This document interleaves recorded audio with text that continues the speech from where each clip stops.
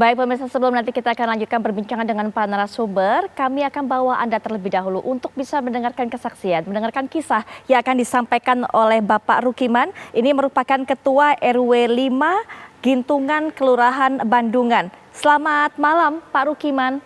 Selamat malam, Bu.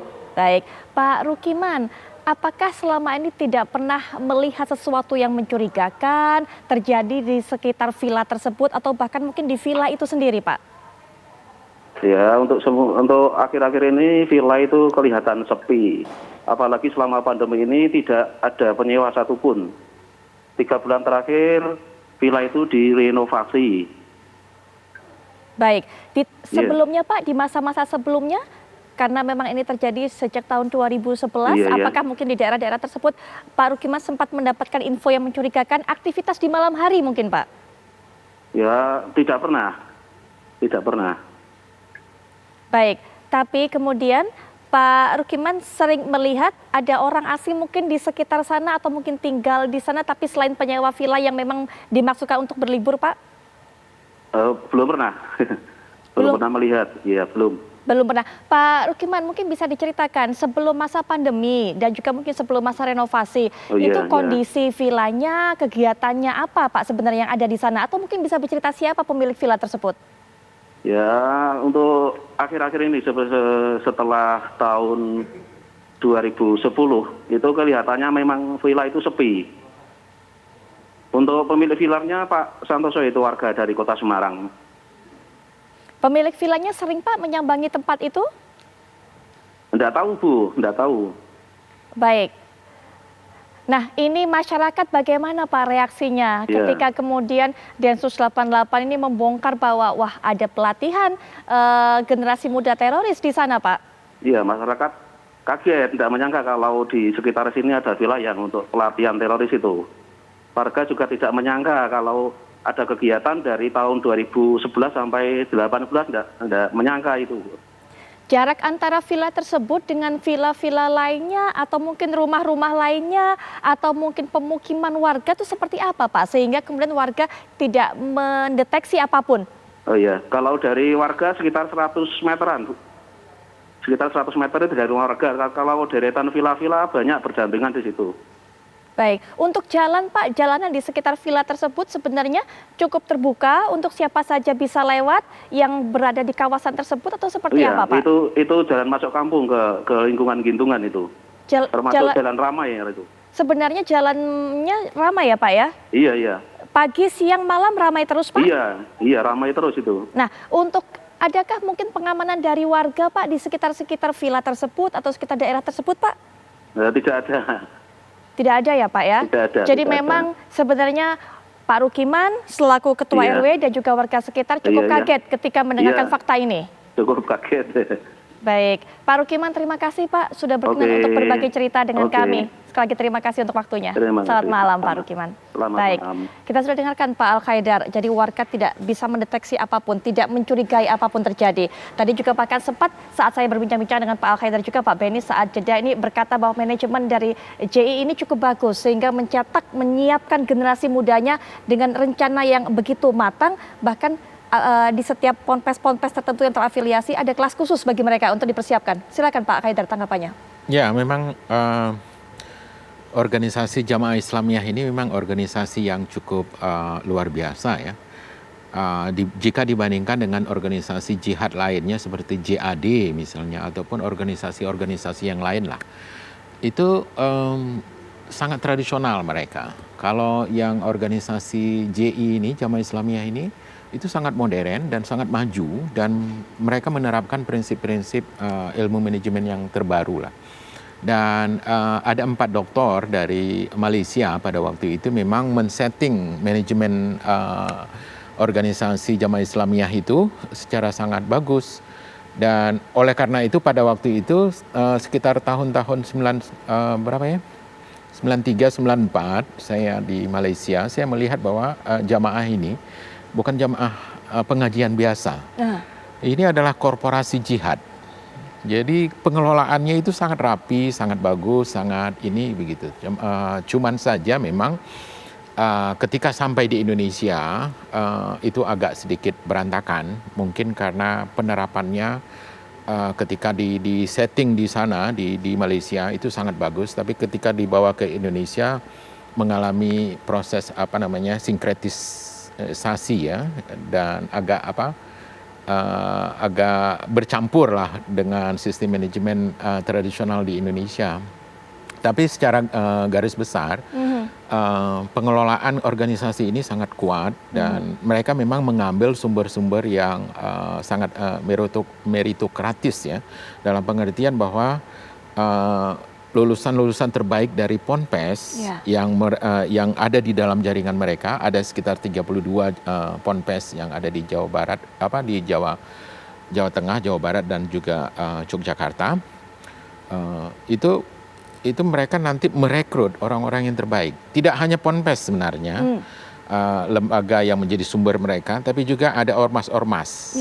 Seperti kejadian yang di Aceh tahun 2010 itu ada ormas-ormas terbaik itu direkrut orang-orangnya. Di Cirebon juga itu bukan dari Ponpes, yang direkrut itu adalah dari ormas. Mungkin saya nggak bisa menyebutkan ormasnya ya, karena sekarang sedang sangat terkenal ormas tersebut. Baik. Mengenai hal ini kita juga minta tanggapan dari BNPT, Pak Edi Hartono, karena soal perekrutan ini ternyata tadi Pak Al-Khaidar juga berkata bukan hanya dari Ponpes, tapi juga dari ormas. Pak Edi, silakan. Selamat malam, Mbak. Ya, selamat malam. Yang pertama, saya mengucapkan BNPT mengucapkan apresiasi terhadap upaya pencegahan ya yang dilakukan oleh pihak Polri, khususnya Densus 88 ya.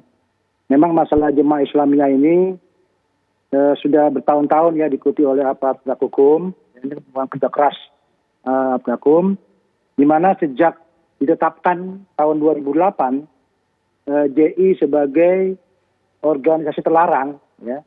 Kemudian tertangkapnya para Wijayanto tahun 2019 dapat diketahui bahwa selama periode 2008 ditetapkan sebagai organisasi terlarang sampai tertangkapnya Amir Jemaah Islamiyah 2019, itu diketahui bahwa mereka sudah melakukan update ya, perubahan terhadap PUBG-nya, yaitu Pedoman Umum Perjuangan Jemaah Islamiyah.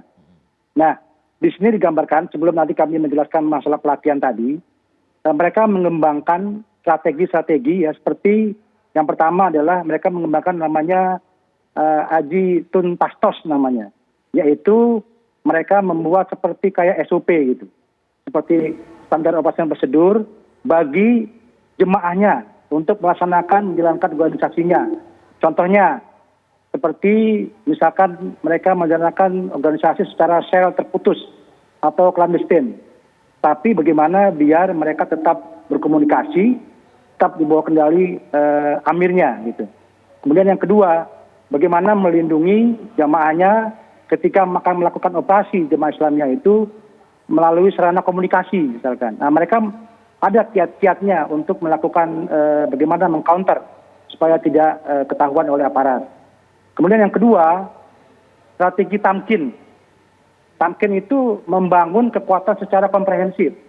Nah, di sini salah satunya adalah takminul jamaah, yaitu merekrut, ya, membangun jamaah baik dari kalangan manapun, dari kalangan pemuda, kemudian dari kalangan intelektual, tokoh agama, sampai tadi itu remaja-remaja yang kira-kira berpotensi ya direkrut. Ya. Kemudian namanya takminul quwah, tadi itu membangun kekuatan.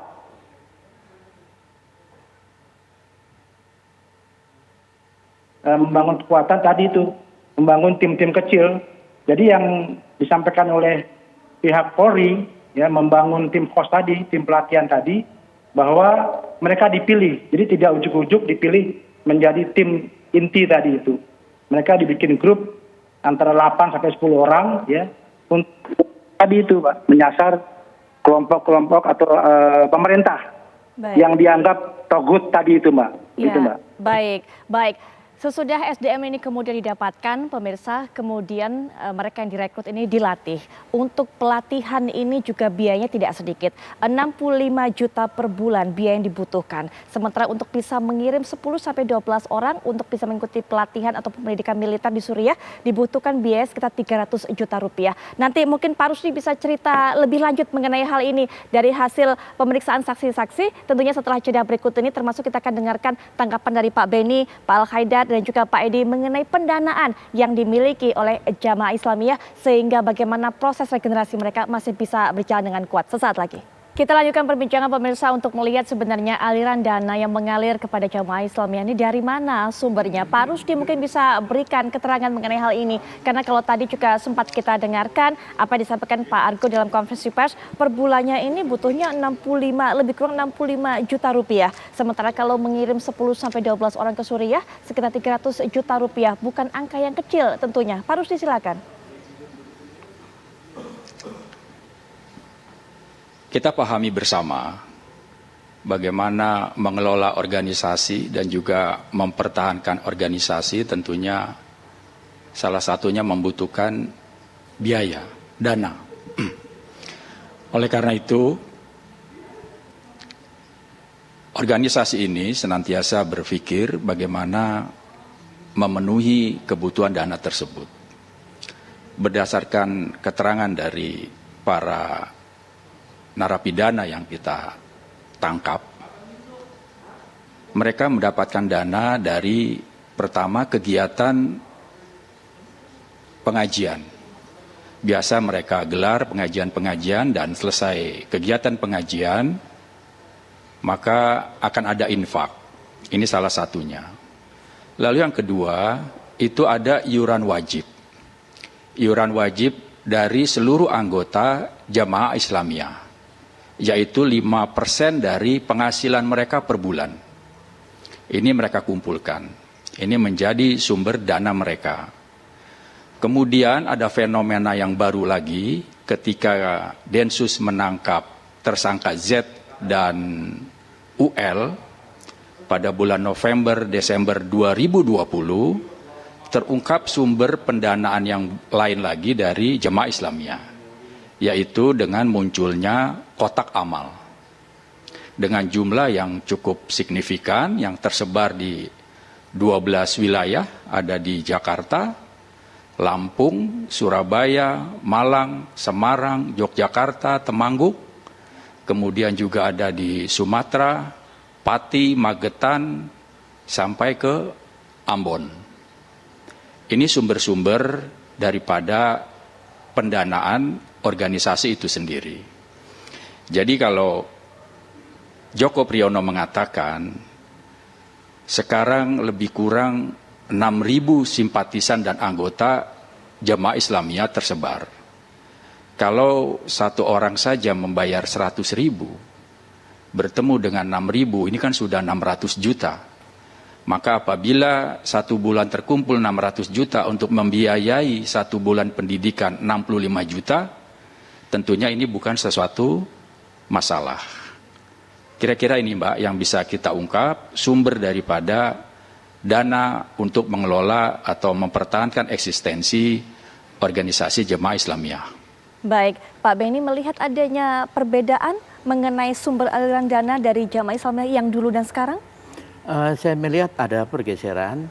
Pada awalnya mereka punya strategi di mana kawasan Malaysia dan Singapura itu menjadi kawasan ekonomi, Indonesia menjadi kawasan jihad, kemudian Filipina, Kalimantan Timur menjadi kawasan pelatihan militer, dan Australia menjadi kawasan persiapan. Kenapa Malaysia dan Singapura? Kebayang nggak kalau sumbangan infak sodako, Sing dolar, ringgit dirupiahkan? Tentunya akan besar. Di samping itu kami pernah memeriksa seorang tahanan di Singapura, dia adalah bendahara JI. Ternyata pemborong konstruksi bangunan. Kalau dia menyumbang sekian persen, berapa besar? Ada juga pengusaha di Malaysia, orang Indonesia, di Malaysia pengusaha kebab terbesar di Kuala Lumpur. Baik. Sekali nyumbang besar sekali. Itu kami ungkap. bagaimana konflik Ambon mereka menyumbang sampai dengan bisa beli kapal dan sebagainya. Ini dulu. Dalam perkembangannya, kalau dulu pemimpinnya rata-rata adalah mereka yang berlatar belakang pendidikan agama. Tapi sejak Parawijayanto, pengelolaannya profesional karena background dia orang bisnis. Dia HRD perusahaan besar di Jawa Tengah. Pernah kerja di 5 perusahaan, lulusan S1 dari perguruan tinggi di Jawa Tengah. Nah, pengelolaan yang profesional ini tercermin dari pola rekrutmen, tercermin dari penggalangan dana.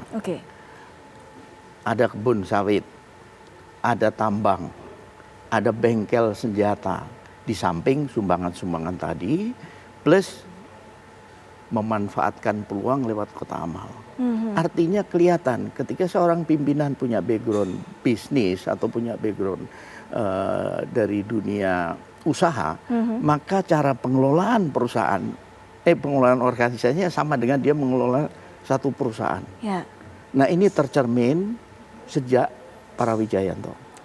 Maka kalau dulu aksi teror bom Bali 1 itu dari Al-Qaeda, lanjut Marriott 1 dan sebagainya, plus FAI perampokan. Maka sekarang tidak perlu bantuan dari katakanlah dari luar, cukup pengelolaan dari dalam pun sudah bisa mendukung berbagai macam aktivitas sampai dengan mengirim ke Suriah. Tapi mungkin sebelum mendengarkan pendapat dari narasumber lainnya, Pak Rusdi, untuk sekitar 6.000 atau lebih kurang 6.000 anggota dari JI ini, apakah menyebar hanya di Indonesia atau di negara lain? Dan mungkin bisa diberikan informasi latar belakang pekerjaan mereka apa?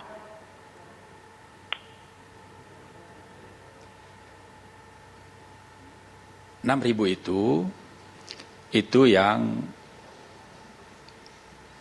didatakan ada di wilayah Indonesia. Yang kami dapat dari mereka itu sekitar 6.000 anggota jemaah Islamiyah yang ada di Indonesia. Ini yang patut kita menjadi catatan kita bersama. Sehingga ketika mereka mengkalkulasikan kalau 6.000 mendapatkan biaya pelatihan 65 juta, itu sesuatu yang sangat mudah didapatkannya. Begitu Mbak Putri. Latar belakang profesi dari anggota ini saat ini seperti apa Pak? Apakah nanti kita juga bisa lihat terjadi pergeseran juga dari para anggota ini? Yang jelas bermacam-macam, tadi sudah Pak Beni menjelaskan bermacam-macam, ada wira swasta, dari wira swasta yang besar sampai dengan kegiatan ekonomi kecil-kecilan, mereka berdagang seperti itu. Pak Edi Hartono juga punya catatan, tadi sempat disampaikan sebelum jeda, catatan mengenai proses pendanaan ini kepada jaringan JI, Pak Edi. Ya, memang Bu, ini merupakan modus operandi ya. Tadi Pak Beni sudah menyinggung bahwa modus operandi yang dulu yang istilahnya yang ilegal, yaitu FAI tadi, nah sekarang mereka melakukan pembaruan dengan modus operandi legal. Ya tadi disebut oleh Pak Rusdi tadi ada iuran wajib ya dari keluarganya, dari jaringannya, penjamaahnya. Kemudian ada namanya gazibu, gerakan sehari 1.000 ya. Itu bermacam-macam lah varian-variannya. Terus yang kedua juga secara formil legal mereka melakukan membuat yayasan ya.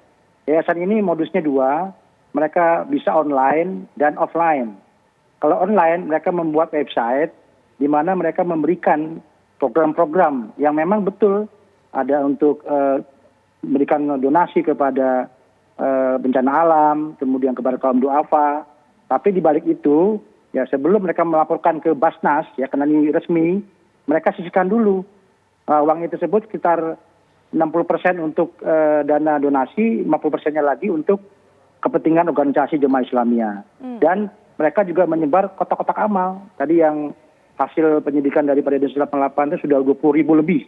Itu menyebar ke seluruh kota. Nah ini bisa dibayangkan, sehingga inilah mereka terus merekrut ya dengan uang ini sampai mengirim jemaahnya ke luar negeri untuk bergabung ke Irak dan ISIS dalam rangka untuk meningkatkan kemampuan tadi itu. Setelah dilatih, kemudian kemampuannya dilatih, dari apa nanti kembalinya bisa melakukan, bisa mengkaderisasi kepada generasi muda berikutnya karena mereka sudah punya kemampuan tadi itu. Begitu, Bu.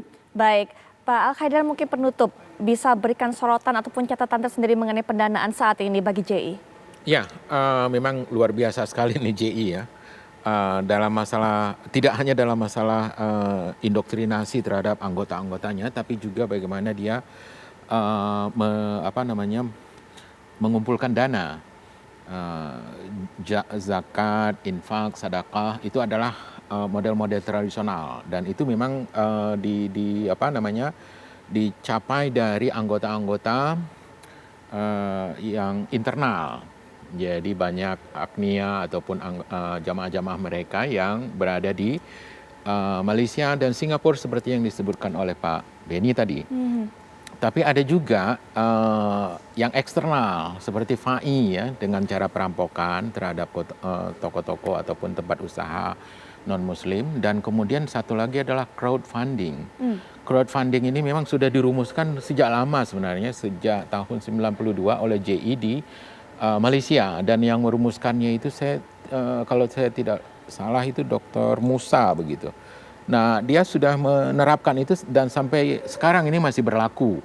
Sehingga termasuk kota amal itu yang ada 40.000 dan sebagainya, dari Aceh sampai ke Maluku, sampai ke Tual itu ada.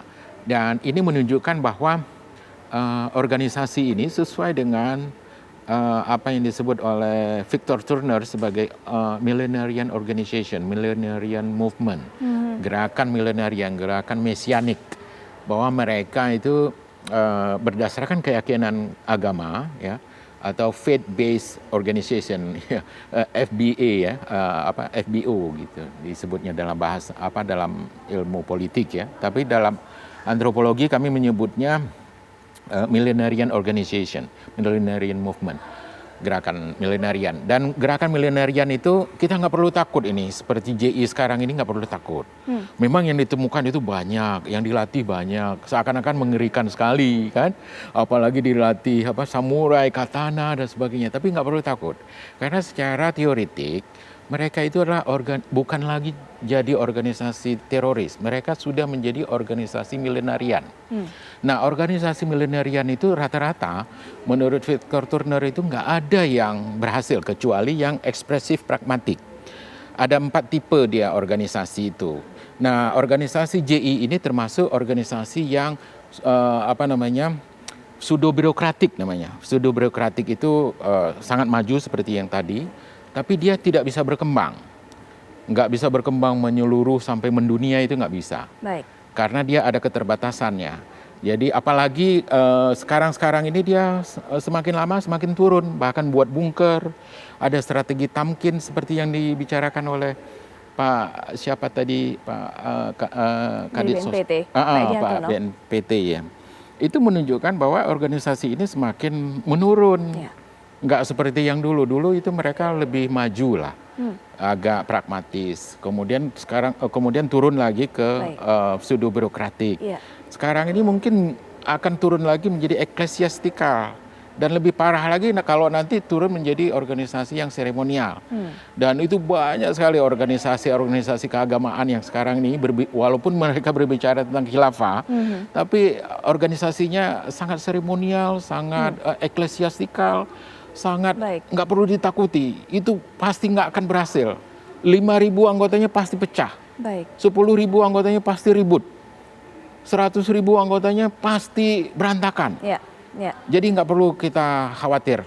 Jadi insya Allah tahun baru ini aman-aman aja lah. Insya Allah kita harapkan sama. Singkat terakhir saja Pak Benny. Ya, mungkin saya berbeda pendapat karena saya penelitiannya tentang ini.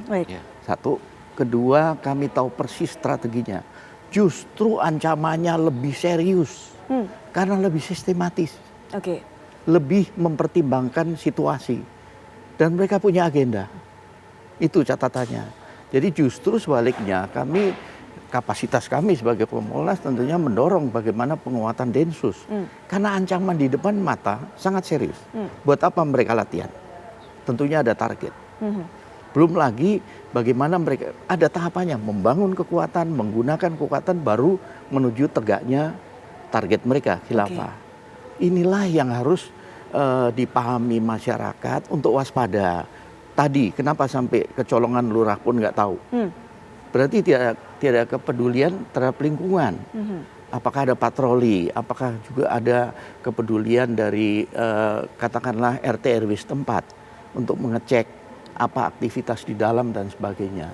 Ini perlu sekali lagi dukungan dari masyarakat, kepedulian masyarakat, masalah ini serius. Baik. Kita bersyukur, kita apresiasi Densus berhasil mencegah sebelum mereka meletupkan sesuatu. Baik, Pak Benny Mamoto, terima kasih untuk kehadirannya, informasinya, sudah berbagi cerita dan pengalaman juga dengan kita. Pak Al-Khaidar, terima kasih sudah berbagi pandangannya dengan kita. Pak Edi Hartono, terima kasih sudah berkenan untuk meluangkan waktu. Kemudian juga Pak Rusdi Hartono, terima kasih sudah memberikan informasi terkait juga dengan aksi penangkapan yang dilakukan oleh Densus 88 ini. Sekali lagi terima kasih kepada para narasumber.